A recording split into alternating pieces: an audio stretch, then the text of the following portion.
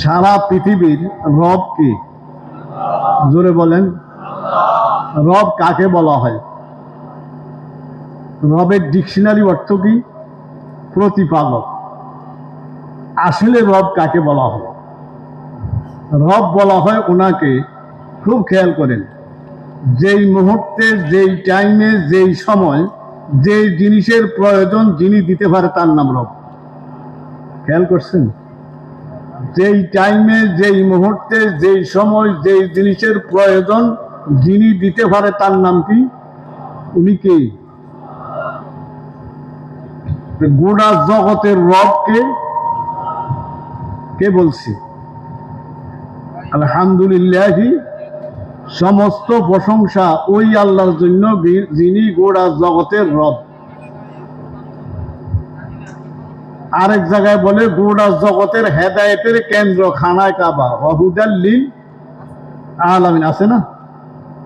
আর এই জায়গায় বলে ওমা আরসালনাকা ইল্লা রাহমাতাল লিল, আল্লাহর হাবিব গোটা জগতের জন্য কি কোন রহমত, দুনিয়ার জন্য রহমত, কবরের জন্য রহমত, হাসরের ময়দানের জন্য রহমত।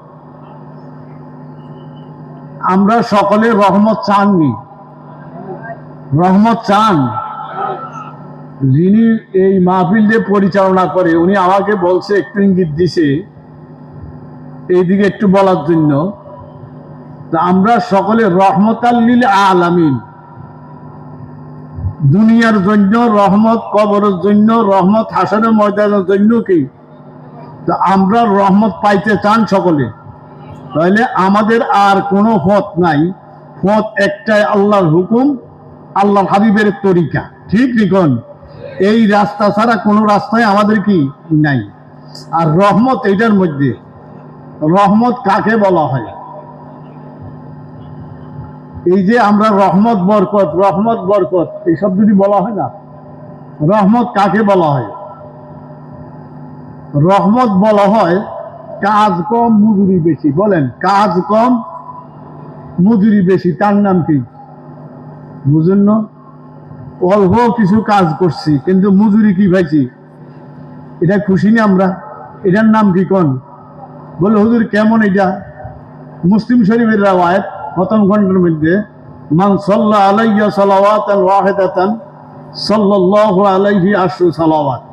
আল্লাহর হাবিব বলেন, এই খেয়াল করেন, যেই ব্যক্তি একবার দুরূদ শরীফ পাঠ করে তার জন্য কয়টা রহমত? মুসলিম শরীফ, কি শরীফ বলেন? নাসাই, আবু দাউদের মধ্যে রাওয়ায়াতটি, ওয়াহুত্তাত আনহু আশরু সাইয়্যাত, ওই ব্যক্তির জন্য 10টি গুনাহ মাফ করে দেওয়া হয়। মাফকরণ মানে কি? মূল সহ উঠাইয়া দেওয়া হয়। 3 নম্বর, রফিয়াত লাহু আশরু দারাজাত, ওই ব্যক্তির জন্য 10 গুণ ইজ্জত সম্মান কি দেওয়া হয়। আচ্ছা, দুরূদ শরীফ পড়ছেন কয়বার? কয়বার পড়ছেন? মুসলিম শরীফের মধ্যে তার জন্য 10টি রহমত অবতীর্ণ হয়। আবু দাউদ, নাসাইয়ের মধ্যে রাওয়ায়াত, তার 10টি গুনাহ মূল সহকারে উঠিয়ে দেওয়া হয় এবং তাকে 10 গুণ ইজ্জত সম্মান বাড়াইয়া দেওয়া হয়। দুরূদ শরীফ কয়বার? 3 10-এ। তাহলে কাজ কম কি বেশি? মজুরি বেশি। এই কাজ কম কি বেশি বলেন? এই রহমত কাকে বলে বলেন? কাজ কম কি বেশি? দেখছেন মজুরি বেশি না কম? দুরূদ শরীফ কয়বার পাইছি? কয়টা? 30টা। তো বেশি না কম? আর আল্লাহর হাবিব গোটা জগতের জন্য রহমত। এবং সিরতুল নবী, আজকে আল্লাহর হাবিবের সিরত তো আছে, তো যাতে রহমত বুঝলাম, কাজ কম মজুরি বেশি, বরকত বুঝবেন নি? বরকত এই যে মেরাজের রাত্রে আল্লাহ সালাম দিছে, আসসালামু আলাইকা আইয়ুহান নবী ওয়া রাহমাতুল্লাহি, সালাম না বুঝলাম, রহমত বুঝলাম, বরকত কারে কয় বলেন? বরকত বলা হয় সময় কম লাভ বেশি। সময় কম কি? অথবা জমি কম ফসল বেশি। জমি কম কি বেশি? এটার কি বলা হয় কোন? আমরা কই না আল্লাহ বরকত দিছে, বলেন এই কথা? বরকতটা কেমনে দেখাইবেন? বরকত কি বলেন? জমি কম ফসল বেশি, তারে কি বলা? কয় না আল্লাহ বরকত দিছে। বরকত বুঝছেন নি? বরকত কারে কয়?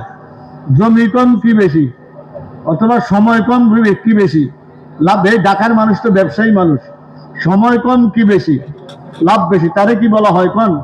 বরকত। তো এখন রহমতও বুঝলাম, বরকতও বুঝলাম। এবং আমার আগে যিনি ওয়াজ করছেন উনি বহুত বড় মুহাদ্দিস মানুষ, উনি সুন্নতের উপরে কথা বলছেন।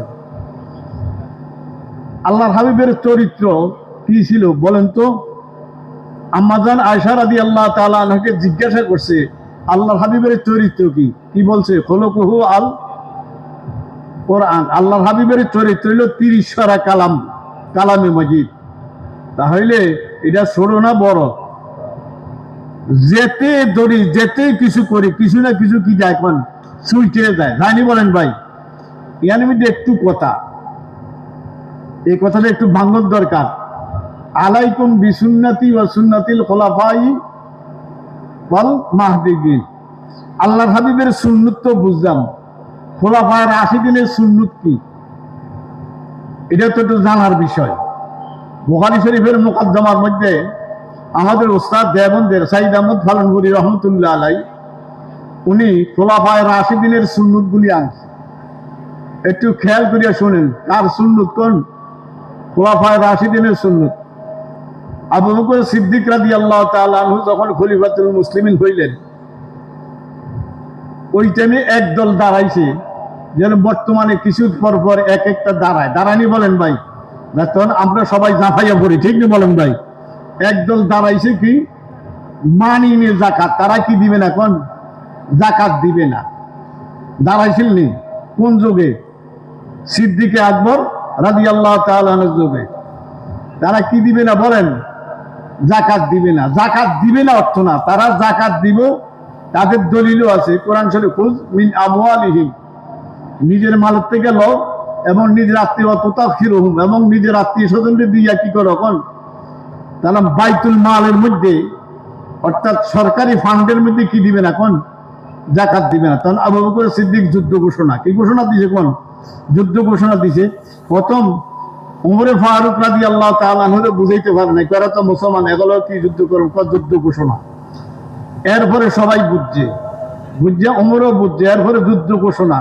এই যে সুন্নতটা, এটা কার সুন্নত বলেন? আলাইকুম বিসুন্নতি ওয়া সুন্নাতিল খুলাফায়ে রাশিদিন। আবু বকর সিদ্দিক রাদিয়াল্লাহু তাআলা আনহু এই একটা সুন্নত। এই একটা কি বলেন ভাই?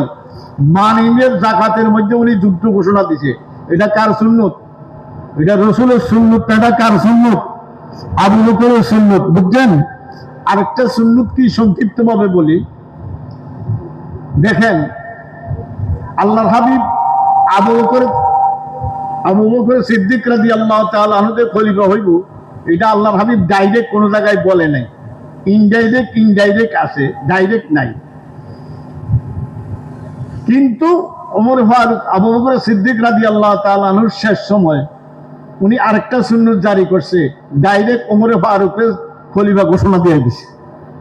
এই কয়টা সুন্নত হইল কার?